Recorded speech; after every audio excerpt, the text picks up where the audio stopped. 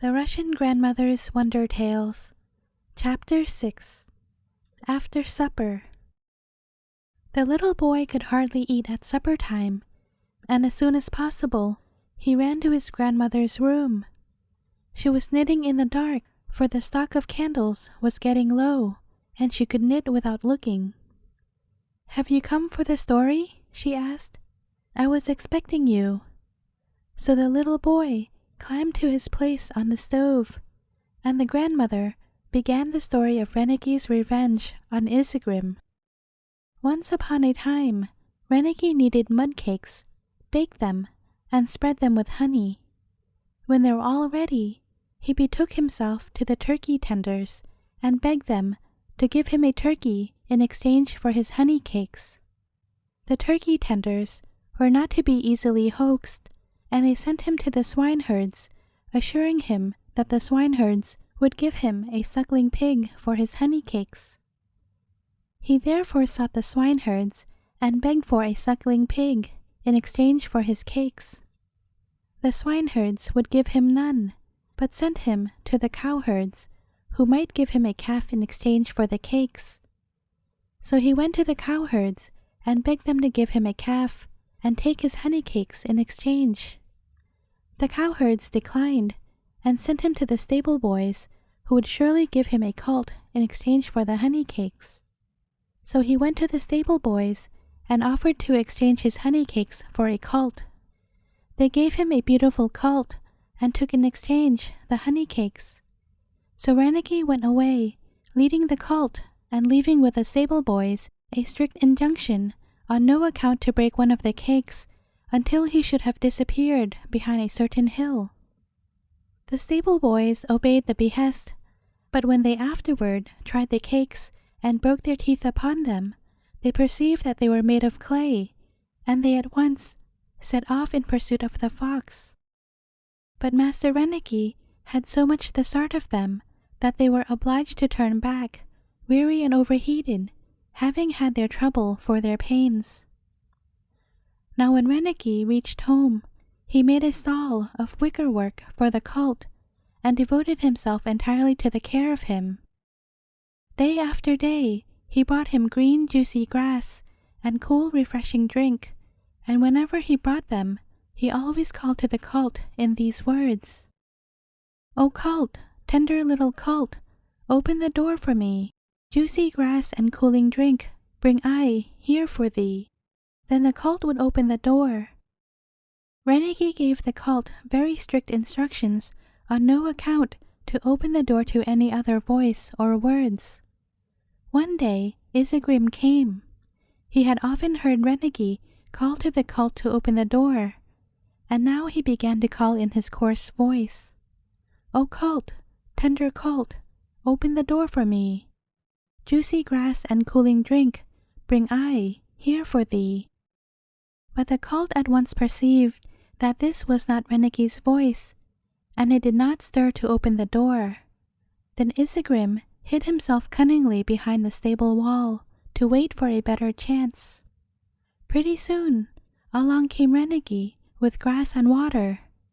As soon as he reached the stable, he cried in his soft treble voice, "O colt, tender little colt, open the door for me. Juicy grass and cooling drink bring I here for thee." The colt recognized the voice, opened the door at once, and began to tell how someone had been there and asked him to open the door, but he had not opened because the voice sounded rough. Upon this, Reneicke said, "On no account open the door to a rough voice, but only to a soft one." The next day, when Reneicke was gone, along came Isegrim, who had overheard the whole conversation from behind the stable wall. He crouched down as low as possible and cried in a very soft voice, "O colt, tender little colt, open the door for me. Juicy grass and cooling drink bring I here for thee." The unhappy colt was deceived and opened the door. Alas, Isegrim fell upon him, seized him by the throat, and ate him up, all but the head and the tail, which he left lying there. Then he made off, having closed the door behind him that nothing might be seen from without. When Reneicke came home, he began to call as usual. "O colt, tender little colt, open the door for me. Juicy grass and cooling drink bring I here for thee." But no one asked him in, nor opened the door. So he peeped in between the osiers, and when he saw nothing in the stall but the colt's head and tail, he knew all that had happened, and had not the least doubt as to who brought this great misfortune upon him. He tore the door open, and set up a long woebegone howl. Then he went out, quite heartbroken, and laid himself down in the road for dead. After a while, a man came by in a wagon, and finding Reneicke in the road, he picked him up and threw him into the wagon, intending to strip off his skin as soon as he reached home. Now this man had 3 cheeses in a knapsack in his wagon, and presently Reneicke roused himself from his feigned death, arose softly, stole the 3 cheeses out of the knapsack, and made off.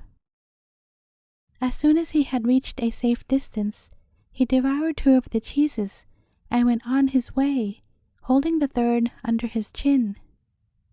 In the course of his travels, he met friend Isegrim, who had eaten his beloved colt. Isegrim no sooner saw Reneicke with a cheese than his mouth began to water, and he asked him how he had come by it. Then Reneicke, truthful as usual, replied that he had sucked it up out of a brook. "And where may this brook be found?" asked Isegrim hastily. "Follow me," answered Reneicke. "I will lead you to it." Now it happened that this meeting took place at the full of the moon, and a beautiful star-bestrewn sky shed a magical half-darkness over everything.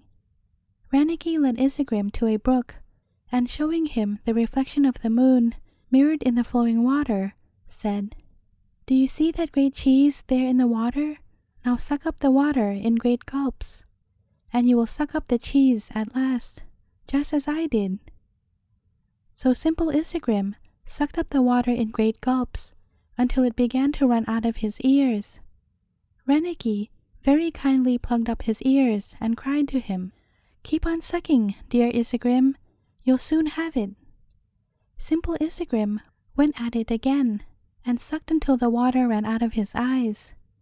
At once, Reneicke stopped up his eyes, crying again, "Keep on, dear Isegrim, you'll soon have it now."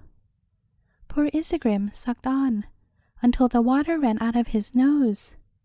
Then Reneicke stopped up his nose, and climbed upon his back, saying he was sick and could not walk, and Isegrim must carry him. The wolf, in very woeful plight, set out to carry the fox, when Reneicke tuned up and sang, "The sick is carrying the well, the sick is carrying the well," and he kept on repeating the same words until Isegrim asked, "What's that you're singing, cousin?" "Nothing, nothing, dear Isegrim. They are only the fantasies of illness," and he kept up his song, "The sick is carrying the well, the sick is carrying the well." So it went on till they came to a house where a wedding was being celebrated. When the wedding guests heard Reneicke's song, they came out of the house and praised his singing. Thereupon, he said that he could sing a better song than that if they would let him go into the house and up into the loft. To this they agreed.